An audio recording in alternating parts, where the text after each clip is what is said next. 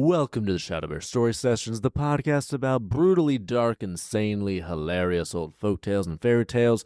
We're going through the original crazy dark versions of Grimm's fairy tales, and today's tale is titled The Water of Life. We begin. Once upon a time, there was a king who became sick, and nobody believed he would survive. Ooh, sounds bad. He had 3 sons who were very saddened by this, and they went down into the palace garden where they wept. This was their crying place. They all had a designated place in the garden where they liked to go to cry. This is a really sad opening to this story, by the way. Very on brand. Starting off on a real low point. Dad's sick and everyone's crying.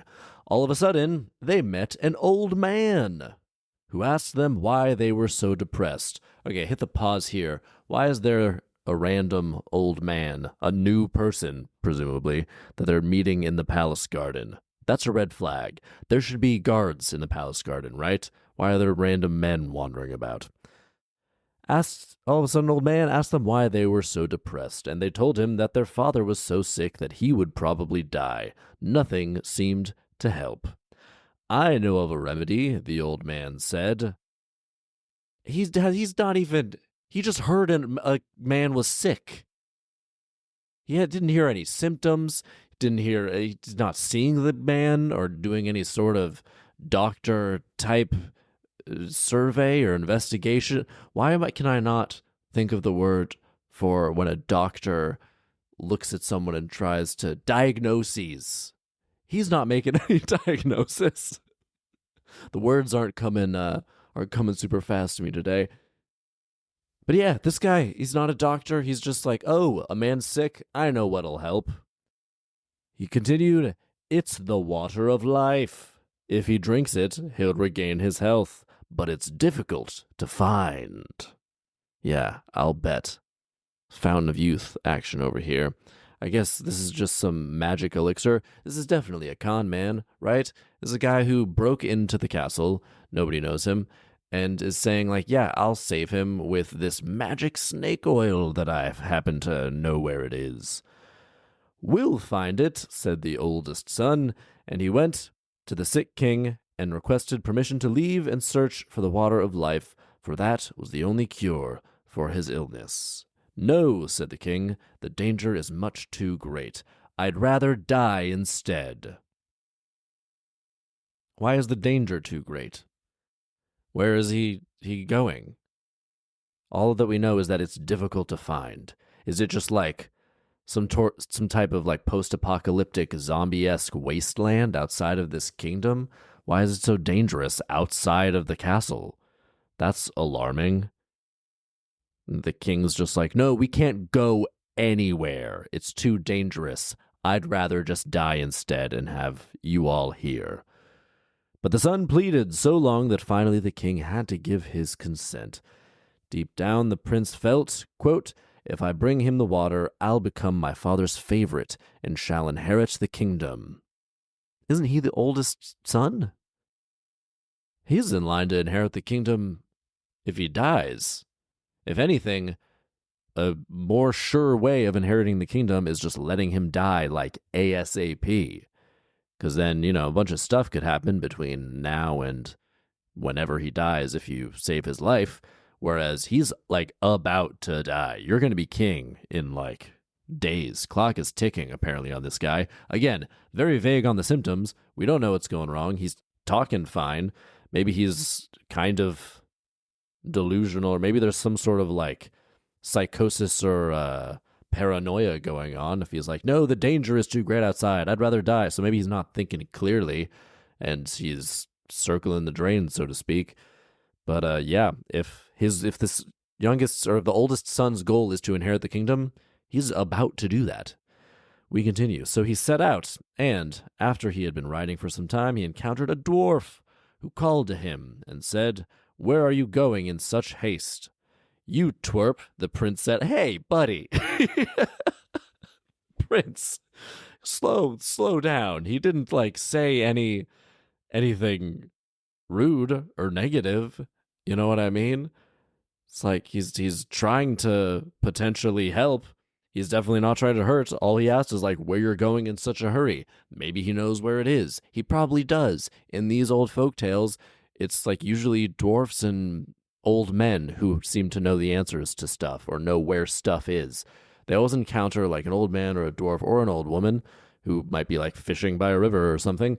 And that's the person who's like, oh yeah, that thing, go do this series of really intricate things, and then suddenly you'll have it. So be nice to dwarves and old people, I guess is the theme of a lot of these folk tales. But this prince, not following that guideline at all, he's opening with, you twerp. He continues, that's none of your business. And he rode on. Well, that's just unnecessary. If anything, just ride on. Don't verbally berate someone as you ride on. If anything, just go on your way.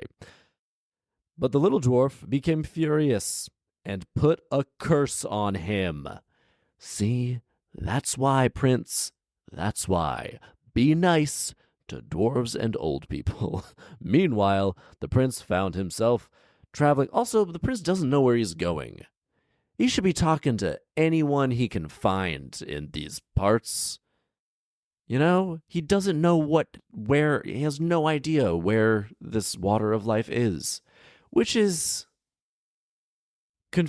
you're just, any water could potentially be it. Literally any body of water that you come across, or puddle that you come across, could be the water of life. How does he know? We gave no indication that there were any instructions given by the random old man in the garden.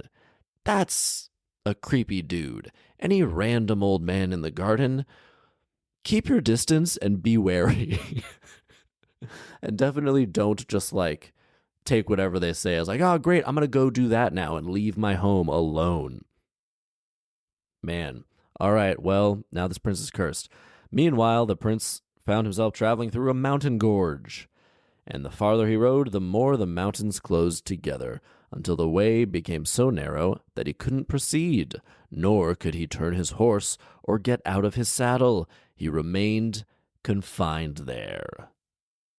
Meanwhile, the sick king Wow, that is hell. So he can't turn around. He can't turn his horse, and he can't get off the saddle, and he can't go forward. So he's literally trapped on a horse, stationary, and cannot move. That's horrifying. That's 127 hours type stuff, where you're trapped in a narrow mountain gorge situation. Except he's cursed, so I don't know how you get out of that. You can't, cut your own arm off and free yourself from that. He is just straight up trapped there. Man, all right. Meanwhile, the sick king waited and waited for the prince, but he didn't return. Then the second son said, Father, let me go and search for the water of life. And he thought to himself, if my brother's dead, then the kingdom will fall to me. See, this one at least makes a little more sense. Actually, no, it doesn't, because if his brother's dead, it'll fall to him anyway.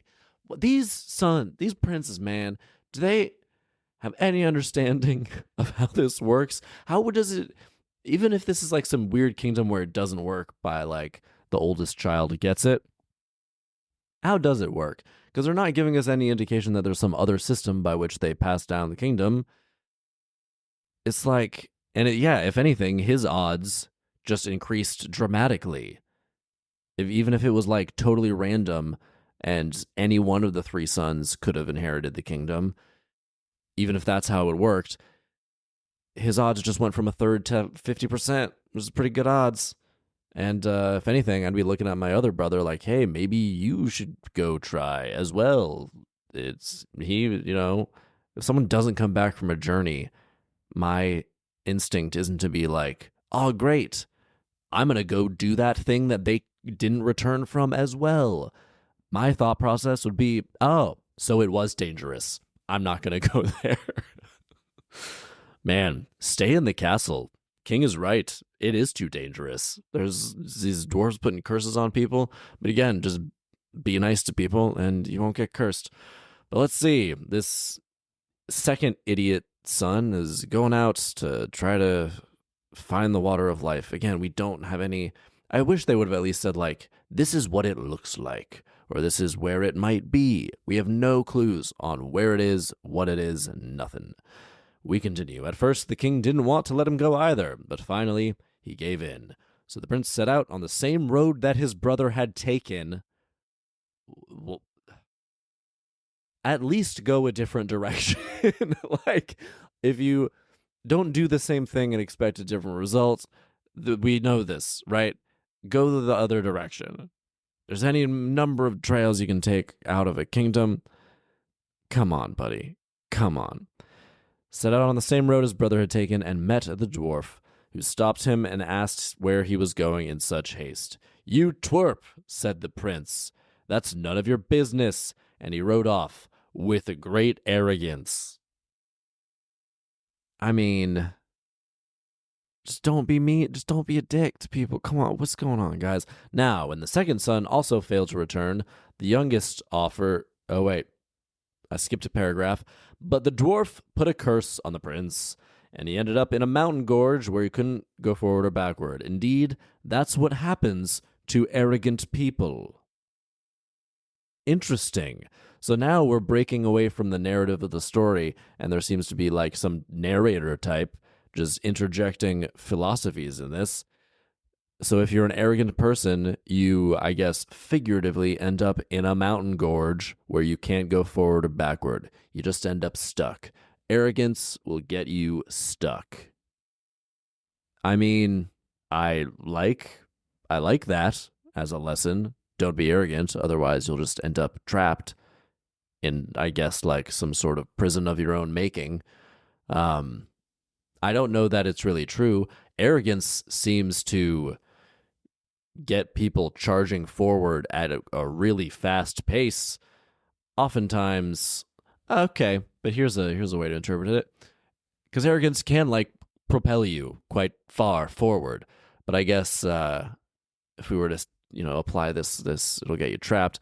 It'll propel you so far forward so fast that you'll end up out of your depth and you'll end up stuck because you got yourself into a situation that you thought you could handle, but you can't. And so you're stuck and you'll find yourself trapped and unable to move forward because you are no longer capable of handling the situation, but also unable to move backward because you arrogantly propelled yourself blindly into the situation. This is really good. I like this metaphor. Yeah, this is great. Usually we get much clumsier attempts at insight in these folk tales and fairy tales. This one I like. I very much enjoyed that. Now, when the second son also failed to return, the youngest offered to set forth and fetch the water, and eventually the king had to let him go too. I mean, he's the last one. He's gonna inherit the kingdom if he just stays. Yeah, I mean, they should have at least been like the youngest. He was the sweetest and the kindest, and he couldn't bear the thought of his brothers being in danger, so he set out to try to find and rescue them. I need some motivation, because the only motivation the previous two had was to get the kingdom. Again, misguided in my opinion, but we didn't even get a motivation for this final one. But all right, we continue. After he met the dwarf and was asked where he was going in such haste, he stopped and answered. Of course, Saul's the third one who's always nice. Saul's the youngest one who's always nice too. And the youngest siblings usually are nicer because they have to put up with being little and just having the older siblings just bully them and do whatever. So, makes sense. That tracks. All these stories, there's like the youngest sibling who's the kindest, and kind of true in real life a lot of the time. Not always. There are plenty of oldest siblings that are lovely people as well. I'm not speaking with too broad of a brush here, but it's true. When you're the youngest, you got to put up with getting pushed around a lot by your older siblings. All right, so he stopped and he answered, "I'm looking for the water of life because my sick father is on the brink of death." The dwarf answered, "Do you know where to find it?" "No," said the prince. "Well, I'll tell you because you've spoken to me in such a polite way. Man, so just not even like being nice or offering a favor or doing anything particularly out of the ordinary. Here, he's just literally answering the man's question. I guess it didn't specify it. Did it specify a gender? Um, but yeah, he just answered it. He didn't even say anything. He was just very like base level polite. Okay, here he goes. Quote, "It's gushing from a fountain in the courtyard of an enchanted castle. You won't make your way there unless I give you an iron wand and 2 loaves of bread." All right, here we go with the random, nonsensical sequence of events that the protagonist needs to undertake to accomplish the thing. And none of the items that they need to accomplish or the things they need to do have any correlation to what they're trying to achieve. It's just seems like a completely arbitrary sequence that's meant to convey that, like, oh, it's hard and long, but like, no, it's just a bunch of random stuff. It's just a bunch of random nonsense. I really wish there were more related to it. Again, maybe I'm speaking too soon.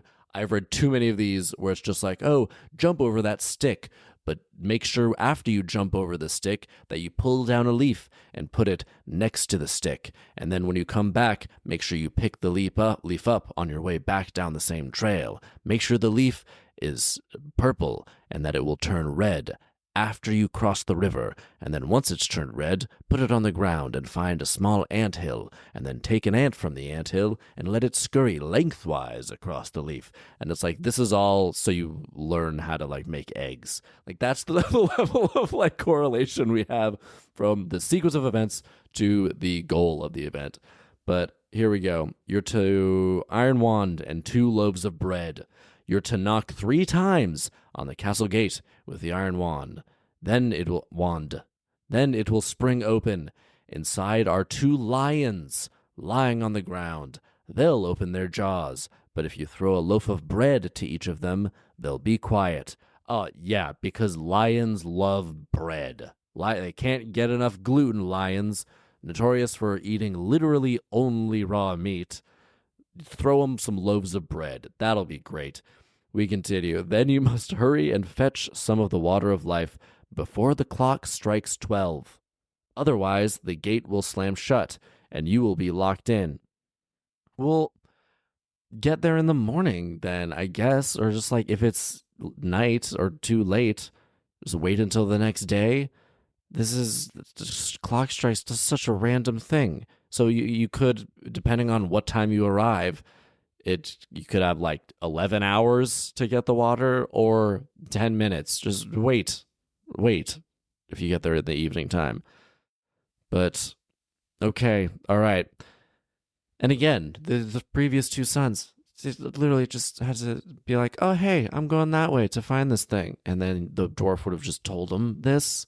That's another thing in these folktales and fairy tales. The protagonist very rarely solves this problem through their own ingenuity. They're just told by one of the aforementioned old men and or dwarves. And in this situation, both. Old man is like, hey, get the water of life. Dwarf is like, that's where it is. Jesus. How about some ingenuity from our protagonists, guys? The prince thanked him, took the wand and the bread, and went on his way. When he arrived there, everything was just as the dwarf had said.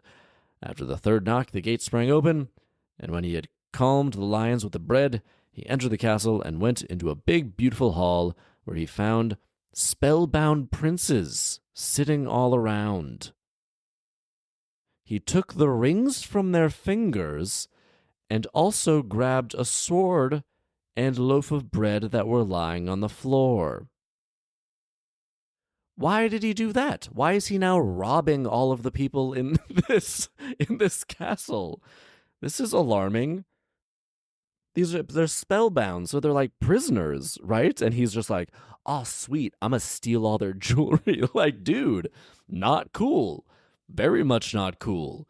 Why wasn't this mentioned in the dwarves' forecast that there were just gonna be a bunch of spellbound princes? Also, why are there 2 lions guarding? Were they some people that were turned into lions to guard the water of life? whose castle is this? Who are these princes? Like, we don't know anything. He should have asked the dwarf some questions. I would definitely have questions about two lions hanging out inside of a castle that eat bread. But yeah, weird instincts. Weird instincts. Also, this is like the nice prince. He comes across a group of people who are incapacitated somehow and is like, cool, I'm going to steal all their stuff. Not the noble son, really. This is not the nice one, I don't think. There's different ways of being nice. The previous two, they were very short. They were in a rush, so they called him a twerp. That was just rude. Yeah, no, they're mean too. But my point was gonna be like, there's different ways of being nice. Maybe they wouldn't have robbed the princes, but no, don't call anyone a twerp. Who's just asking you a question. They're all mean. All of the princes are mean. All right, so Prince took all the rings from their fingers. Man, so this is a major crime here. And also grabbed a sword and loaf of bread that were lying on the floor. Then he moved on to the next room, where he encountered a beautiful princess who was delighted to see him. She kissed him. Score, bro. And told him that he had set her free and could have her entire kingdom as a reward. How did he set her free? Which part of what he's done has set her free? Was it the... Also, he didn't really do any of it of his own choice. He was just told by the dwarf. Was it the lion's thing that set her free? Was it stealing all the rings that set her free? Was it the sword, picking that up that somehow set her free? What set her free? What's going on here? Motivation, guys. All right. She continued, if he would return in a year's time, their wedding would be celebrated. Then she also told him where to find the fountain with the water of life, but that he had to hurry and draw the water before the clock struck 12. What time is it now, guys? Again, get there earlier in the day. Like, if you arrive at the castle and like in front of the castle, you're like, cool, there's the castle up ahead of me. I'm going to camp out for the night. That's what you should do. Then there's no urgency. You can take literally all day. If it's noon 12, just avoid noon 12. Go in the afternoon and you've got like 8 hours, 9 hours to handle this situation. Also, who is this lady? Who is this princess? This is too good to be true. This is a trap. Also, come back in a year? Just be like, can we do it now? Why do we need to wait a year? What's going on? We continue. So he went on and finally came to a room with a beautiful, freshly made bed, and since he was tired, he wanted to rest a little. Guy, the only thing that's been made clear, like the one thing that the guideline you have to follow is this struck 12 thing. Literally everything else is being laid out before you so easily. Everything else is just smooth sailing for you, buddy. The one thing is the 12s, striking 12. Don't take a rest now. Gah. Once he lay down, however, he fell asleep. Yeah, obviously. When he woke, the clock was striking 11:45. Clocks don't strike 11:45. What clocks strike 11:45? Are there clocks that ring every 15 minutes? There probably are, but that's stupid. That's too much ringing. That's way too much ringing. Also, I don't know what that would sound like, because, when it's 11 o'clock, it rings 11 times. I don't know how you ring 11:45. If that is a thing, put it in the comments, I guess, because I am curious, but I still think it's stupid. We continue.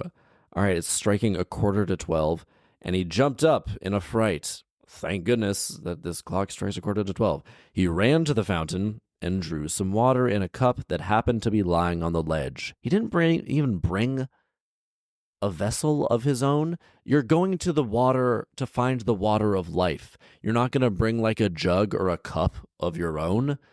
What happens if he got there on his own and it didn't happen to be in a fully stocked castle? What was he going to do if it was just like a stream?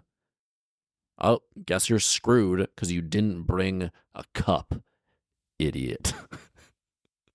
Then He rushed outside, and just as he was running through the iron gate, the clock struck 12, and the gate slammed so hard that it took off a piece of his heel.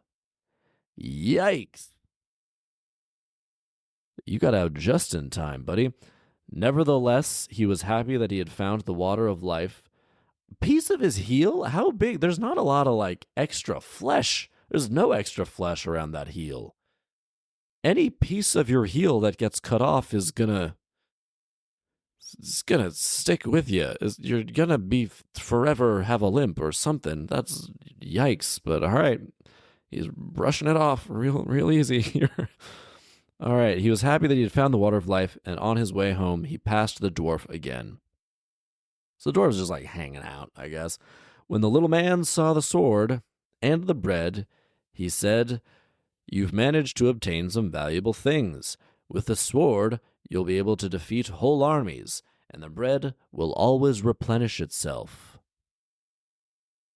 Okay, great, I guess. Good thing he stole all that stuff. What? I was really hoping there would be some type of negative repercussions to teach you not to just steal random stuff in houses that aren't yours. But no, the dwarf is "Oh, cool. You stole stuff that's really valuable. Good job. Even more valuable than you realized when you stole it.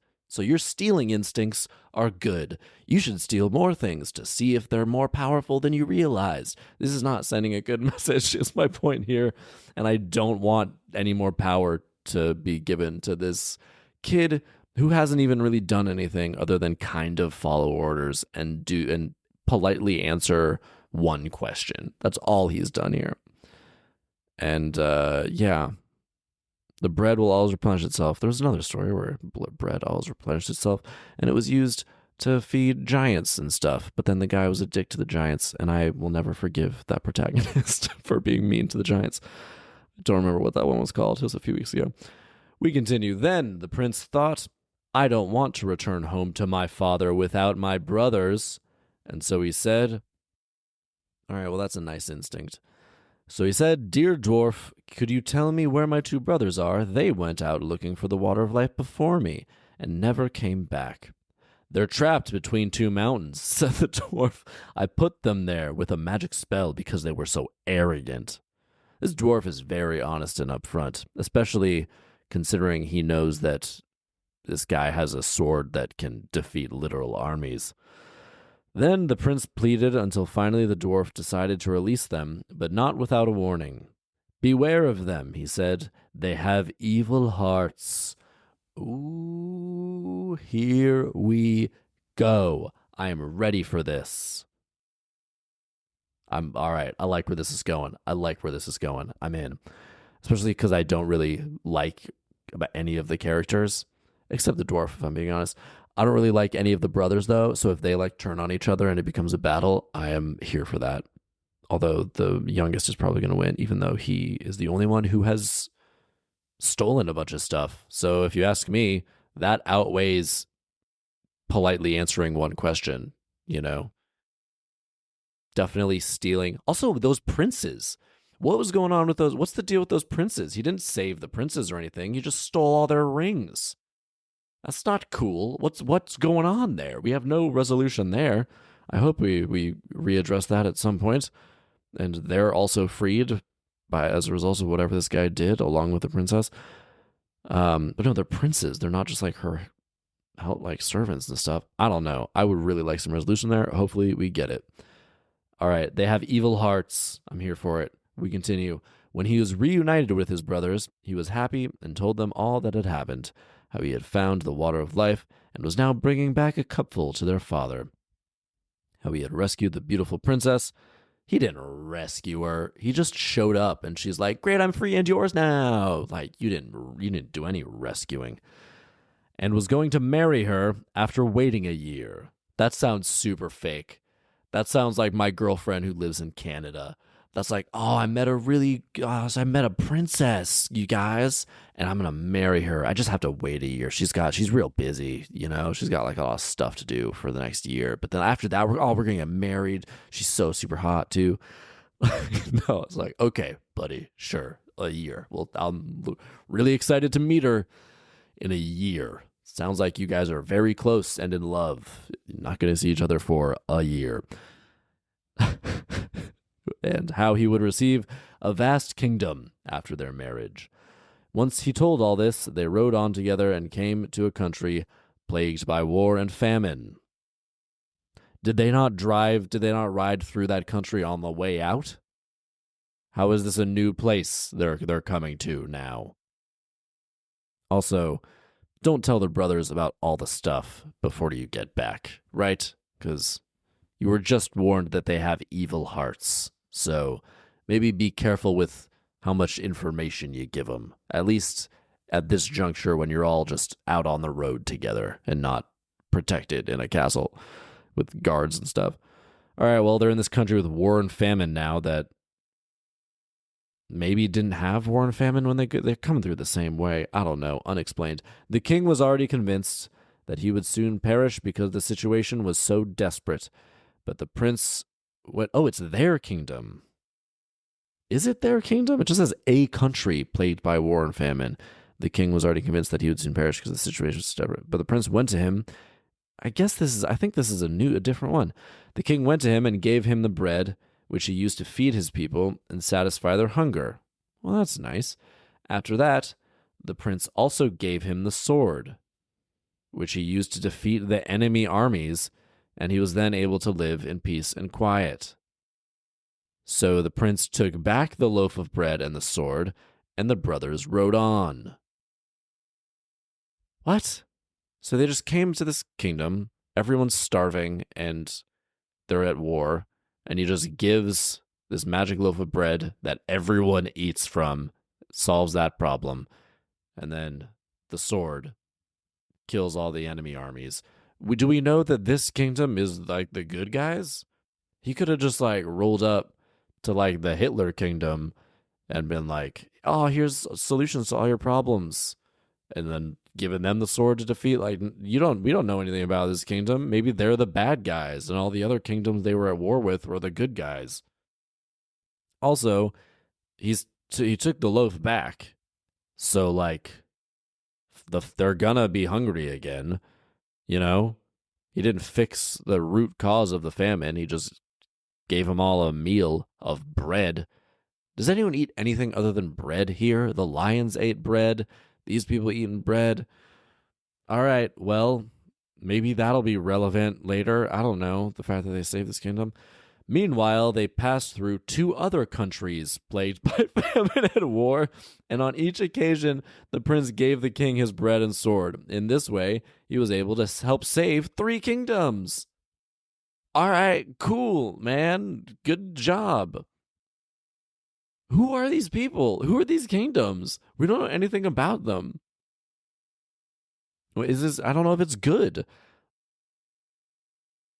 This is real weird. Okay, we continue. I'm just going to ride this out because I don't really understand what's happening anymore or why. Later on, they boarded a ship and sailed across the sea. Is this how they came? Where are they going? What route are they taking? Because it seemed real fast and smooth on the way out, where they passed by the dwarf the first time, and yet on the way home, they've been through 3 different kingdoms that are in the midst of horrible famine and war. We don't know how many other kingdoms that aren't awful and just going through a lot they passed through. They may have gone, who knows how many kingdoms we got. Now they're going over a sea. What is happening? All right, during the trip, the 2 older brothers began talking with one another and said only now, after all of this time, now they're starting to talk. Yeah, just get home faster. What is this like weird vacation route that they're taking to get back home? Maybe they're going the other way around the world. All right, so the 2 brothers are talking. The youngest found the water of life, and we are empty-handed. So our father will give him the kingdom that is ours by right, and our brother will deprive us of our happiness. What do you mean ours by right? You can't both be king. Come on. If you're one of the brothers, I get if there would be like the oldest brother was super jealous and the meanest, so he planned and tried to kill them both to take it all for himself. That I would understand.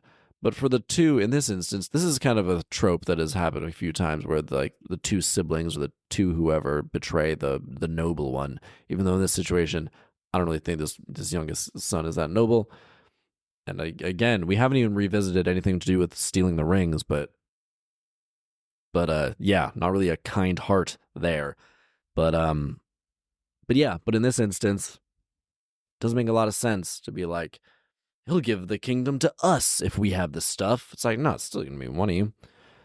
But whoever the one is talking, it says they talk to each other. Whoever the one is who's saying this right now, that's the one to look out for, because that's the one who's like, all right, once you take all the other stuff and kill the youngest brother, then the one coming up with this plan is just gonna kill you if you're the second brother. Take you out of the picture too, so he's the only one left. We continue. Overcome by desire for revenge, I don't know why I said it like that, revenge, they planned to put an end to their brother's life. So they waited until he was sound asleep, and then poured the water of life from his cup into their own, and replaced it with bitter salt water. So they've just been like really walking really carefully with this cup or something, or is it like a sippy cup that has a top to it or something? They should have had it should be like a jug of water, or if anything, they should have you should have at the first opportunity poured it from the cup into an enclosed container of some kind. You're just supposed to be walking around with a cup asking to spill it. It's definitely gonna get knocked over in during one of the 3 wars you passed through. When they arrived home, the youngest brother okay, now they finally get home. The youngest brother brought the cup to the sick king and told him to drink it, and he would get well. No sooner did the king drink the bitter salt water than he became sicker than ever. And as he began to moan, the 2 oldest brothers came and accused the youngest of wanting to poison the king, while they, on the other hand, had brought the true water of life, and they handed it to their father. Man, that's ice cold right there. But also weird. Like, why didn't they just kill him and take it and be like, oh, he never made it back. Here you go. Why do this whole roundabout ruse? Because now the youngest brother can at least have a countering argument, which you don't want to give him the countering argument. I mean, I don't want to tell these people how to be more evil, but that's obviously how you do it, instead of this weird thing. As soon as he drank some, he felt his sickness on the wane, and became as strong and healthy as in the days of his youth. After that, the 2 older brothers went to the youngest and belittled him. Oh, we know you found the water of life, they said, but we're the ones who've received the reward for all your trouble. Not that much trouble. It was pretty smooth sailing for him. You should have been smarter and kept your eyes open. We took the water from you when you fell asleep at sea, and in a year's time, one of us will fetch the beautiful princess. I like how they're keeping that vague. Like, we haven't talked about that one yet. Although I bet it becomes an issue. Also, they're really laying out, they're like Bond villain style. They're really laying out their whole evil plan here. Not very clever, guys. Still, you'd better not expose us. Father will not believe you anyway, and if you breathe a single word about it, your life will be worth nothing. If you keep quiet, we'll let you live. Why even do all this, guys? If you're gonna be evil, you gotta be all evil. You can't be half evil. Like, it doesn't work in stories. Come on, man. The old king was angry at his youngest son because he believed that his son had wanted to take his life. I mean, come on, though. He's got the other magic stuff, right? So he should be like, I didn't know. Like, oh man, this is dumb. This is real dumb. So he summoned his ministers and ordered them to sentence his son to be shot in secret. Jesus. So one day, as the prince went out hunting, suspecting no danger, one of the king's huntsmen had to accompany him. When they were all alone out in the forest, the huntsman looked so sad that the prince asked him, "Dear hunter, what's the matter?" "I can't say," answered the huntsman, "and yet I should." "Tell me," said the prince. "Whatever it is, I'll forgive you." are these guys like lovers or something? If I were doing an adaptation, which I will at the end of this, I mean, they should be like lovers. That would be much more interesting. The huntsman who gets asked to do it is the one who is secretly in love with him. Or openly. Or no, not openly, because then he wouldn't be the one who was asked to kill him. We continue. Ah, said the huntsman, the king has ordered me to kill you. The princess was taken aback by this news and said, Dear huntsman, let me live. I'll give you my royal garments, and you give me your common ones in exchange. I'll gladly do that, said the huntsman. I couldn't have shot you anyway. What? What's the plan here? How does switching clothes solve this in any way? Because, I mean, he seems to be just being like, I'll be the huntsman and go back, and you just, like, leave now, I guess? Because, like, the huntsman was ordered to kill the prince, so only the huntsman can return, except you're gonna recognize that it's not the huntsman, it's the prince, because, duh, they know what the prince looks like, and they know what the huntsman looks like, and the huntsman can't, like, come back to the castle in the garments of the prince. I mean, it could be like, go to one of the, like, kingdoms that I saved as me, but they know what he looks like too. So what is the plan here? And, like, if you're the huntsman, it's your job. So you're essentially abandoning your life for this. So yeah, he would have, the only reasonable explanation for why he would do this is if he, like, actually was in love with this prince. Okay, they exchanged clothes, and the huntsman went home, while the prince went deeper into the forest. Why? What? Why? Why is he going deeper into the forest? And what was the point in changing clothes then? If the huntsman was just going to go home. He can't go home as the prince. The prince is supposed to be dead. And if anyone sees him, they'll be like, okay, so you obviously killed the prince because you're wearing his clothes. But also, why are you wearing his clothes? He was ordered to kill the prince in secret. Like, why is he can't go back wearing his clothes? And it would also just be really weird if, like, you're sent to kill someone and you come back wearing their clothes. Be like, dude, is this like part of it for you? Why? I didn't specify this. What happened out there? This makes no sense. Okay, well, the prince went deeper into the forest wearing someone else's clothes. After a while, 3 wagons loaded with gold and jewels arrived at the king's castle for his youngest son. Well, that's pretty cool. From the 3 kings. Yeah, they had been sent by the 3 kings who had defeated their enemies with the prince's sword and who had nourished their people with his bread. The wagons were an expression of their gratitude, and when the old king saw that, he began to think, perhaps my son was innocent? What? Why? Why would you think that?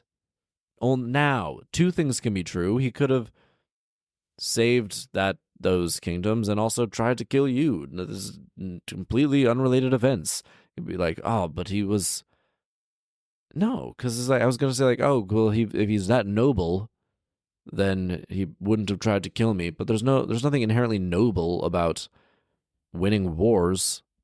It just means you won. You're on the side that won. You had a magic sword. It doesn't mean you have a good heart and you're innocent and wouldn't do anything bad. Well, that means at all that you won a war. Usually you have to do really bad things to win wars. Jesus. Makes no sense. And he said to the people at his court, if only he were still alive, now I regret that I ordered him to be killed. He said that to the people at his court? He ordered him to be shot in secret. Show me saying this. Then I did the right thing, said the huntsman. I couldn't bring myself to shoot him. and he told the king what had happened. Isn't he wearing the the prince's clothes? So this is guys, this is ridiculous. Okay, so now, all right, even so, I don't know if you're the huntsman. I really have to just like blow past the whole clothes exchange thing because I really don't understand that, and I don't get why it happened or why it's okay, and like not being making things worse or weird in some way. But even in spite of the clothes thing, I don't know if the huntsman would be like, "Oh, good, because I didn't follow your orders with that. Yeah, I don't always do what you tell me. Uh, I'm bad at my job, I guess is what I'm saying. Yeah, I don't know if you say that, but all right. Then I did the right thing, the huntsman said. I couldn't bring myself to shoot him, and he told the king what had happened. The king was glad and made it known in all the surrounding kingdoms that his son should return and would be restored to favor. Again, why? They don't, nothing, none of, there's no, sure, they know that he's alive now, but still there's really no evidence that he didn't try to kill the king if the king did believe that. There's nothing to change his mind there. In the meantime, the princess had decided to. The princess? So back in the first. Back in. Yeah, I guess this is the princess back in the place with the fountain, the water of life. The princess had decided to build a glittering gold road that would lead up to her castle. She told her guards that whoever came riding to her straight up the middle of the road would be the right man, and they should let him enter. However, whoever rode up on the side of the road would not be the right man, and they were not to let him enter. Well, that's dumb. That.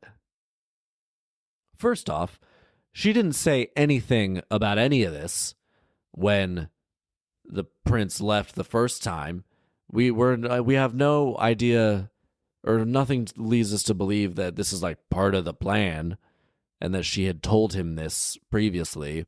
And also, if there's a road, you're gonna walk up the middle of it in all likelihood, or at the very least, some are. There's only 3 options, really, in terms of what path to take when walking down a road, middle or one of the sides. So chances are 1 in 3.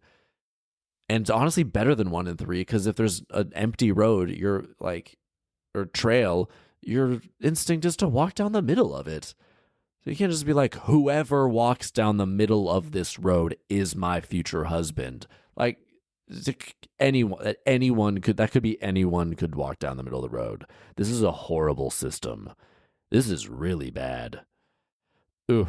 When the year of waiting was almost up, the oldest son thought he would get an early start and pass himself off as her savior.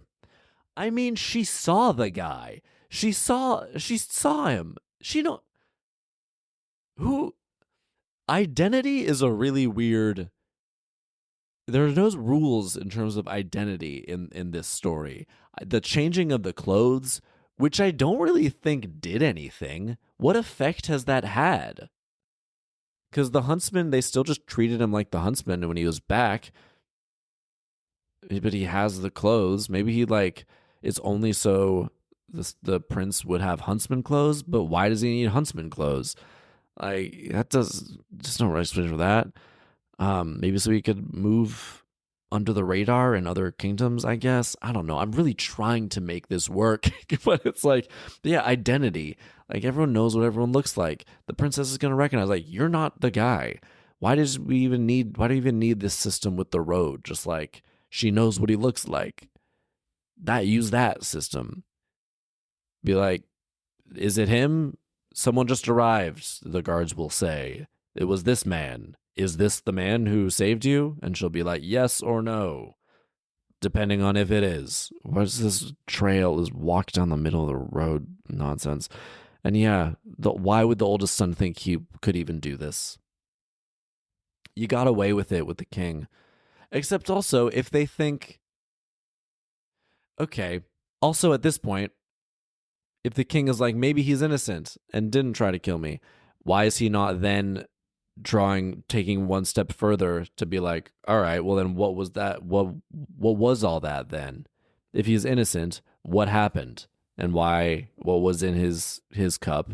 And why did the other two sons actually have the water of life? Like, why wouldn't you game it out, and see, okay, if he is innocent, then what happened? It seems like the king hasn't taken any of those steps or thought about this at all. There's a lot of poorly thought out stuff in here. But in any event, we have to continue. So, oldest son thought he would get an early start and pass himself off as her savior. Then he would get her for his wife and the kingdom as well. So he rode forth, and when he came to the castle and saw the beautiful road, he thought it would be a terrible shame if you rode on it. So he turned off to the right and rode along the side. What do you mean it would be a terrible shame if you rode on it? It's a road.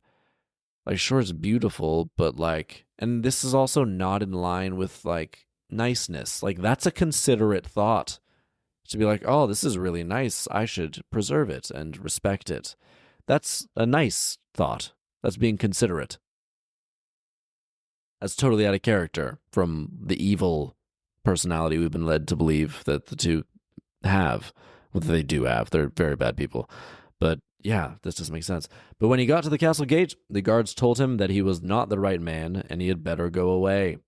Soon thereafter, the second prince set out, and when he came to the gold road and his horse set its hoof down on it, he thought it would be a terrible shame if you damaged the road. He turned to the left and rode along the side.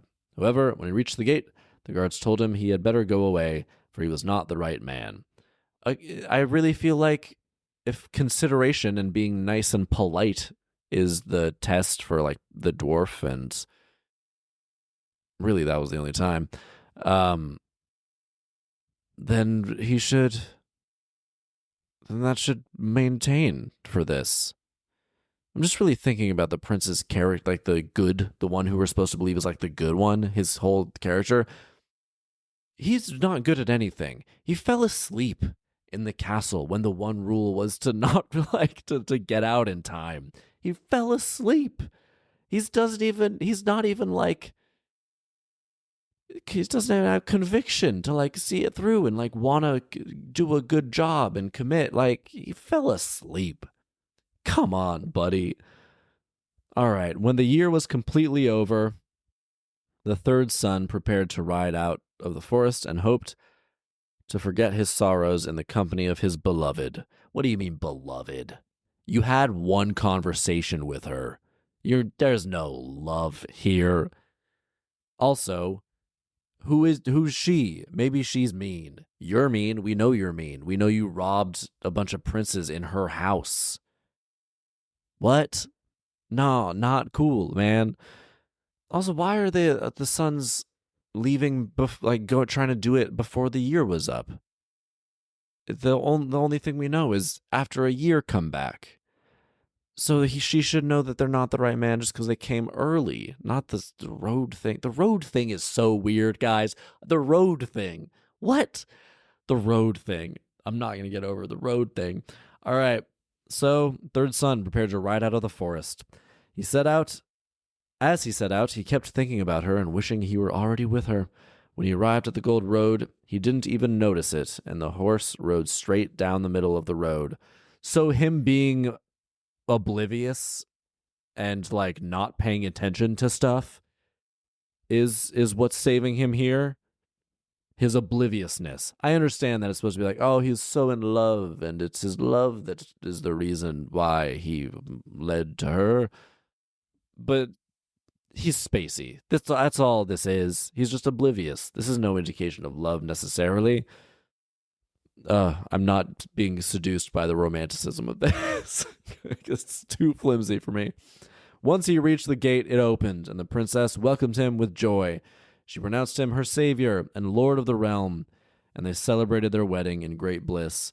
When it was over, she told him his father had sent for him and had pardoned him. She should have said that before. Say that early. Also, I still see no reason why this couldn't have all been done by just her recognizing him. Like, hey, oh, it's you. I remember you. We're in love. If they're beloved, they should know what each other looks like and shouldn't require road-based identity tests. Like, that don't even make sense. All right. He's pardoned. So he rode home and explained to his father how his brothers had deceived him and why he had kept quiet about it. The old king wanted to punish them, but they had fled on a ship and never returned as long as they lived. The end. So they just left? That's the... Man. They just left. Convenient. Very convenient. That's so unsatisfying. You want something. He's got a sword that can defeat armies. Do something crazy with that to take him out. Right? And also, they threatened him. Like, if you ever... Why did they leave? They hadn't been found out. And at this point, it's his word against their... I mean, okay, at this point, there's like the other kingdom. Now he's got like this whole kingdom with the year. So if he had gotten that kingdom with the princess previously, I guess that's like credibility for him, even though it's not. Now it's hearsay. As far as the king is concerned, it's hearsay. I mean, now at this point, the princess can be like, no, this is the one that got the water of life. So it's just... So I guess once the prince found out he was about to be shot, he's like, I just need to wait out this year so that I can get to the princess, and then that will establish my credibility and support my side of the story, basically. So then I'll have evidence that I was the one who got the water of life. Okay, that I can get behind. It was not explained that way at all. There was the weird road thing. The year thing is also very arbitrary and not necessary to me for any other reason. I mean, it seems to just be there for like arbitrary and artificial suspense, I guess, and timing, but really in terms of like efficient and satisfying storytelling is very needlessly winding and convoluted, and also unsatisfying that nothing happened to the two brothers. There's a lot involved in this one. It's very roundabout. Yeah. But I still liked it. That's what's crazy about these. When I read these things, I tear them to shreds. But I love them so much still. Like, I really, really deeply enjoy them, even with their logical fallacies and things that don't hold up, and lack of motivation for most things that happen and most things that people do. But still, so much fun. So much fun. Still love it all. Still really love it all. And it's the craziest ones that for some reason, those are the ones that I'm like, I don't want to do anything with this because I just like it. I don't need to adapt it.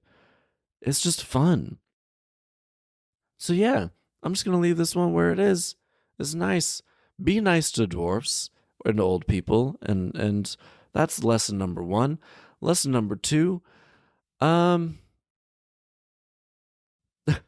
It's bad. It's not a positive thing, but I was just saying, like, if you're gonna be evil, be all evil. Why didn't they just kill him in the sea the first time? And yeah, then they wouldn't have to deal with any of this at all. I don't understand anything to do with the princess and the year time period and the road test. I think the road test is so stupid. I think that's the dumbest thing I ever heard. I hate the road test. I really, really, and again, we had no full circle or follow up about the spellbound princes who the prince stole all the rings from. I mean, presumably when he saved the princess, the spell, like all, that lifted the curse for her and freed her. Presumably it freed the castle. It would have had to, right? Because now he's returning and there's like this great castle and this whole vast big kingdom that's functioning properly. And so presumably people who were bound by magic in the castle are now free. Who are those? They're princes though. So like, are those her brothers?